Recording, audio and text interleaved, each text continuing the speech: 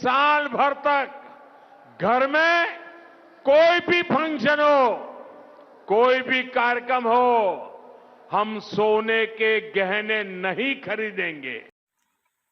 भारत देशाचे माननीय पंतप्रधान नरेंद्र मोदी यांनी भारतीयांना असे आवाहन केले आहे की येत्या वर्षभरात सोने खरेदी करू नका। त्याचे कारण असे आहे की भारत देशातील जे परकीय चलन आहे ते मोठ्या प्रमाणावर सोने खरेदी केल्यामुळे परदेशात जात आहे। मग माननीय पंतप्रधान नरेंद्र मोदी यांना मला असा प्रश्न विचारायचा आहे की केंद्रामध्ये 12 वर्षापासून तुमचे भाजपचे मोदी सरकार आहे। या मोदी सरकारच्या काळामध्ये 20,845 दशलक्ष डॉलर इतक्या किमतीचे सोने तुम्ही देशातून निर्यात कसे काय होऊन दिले।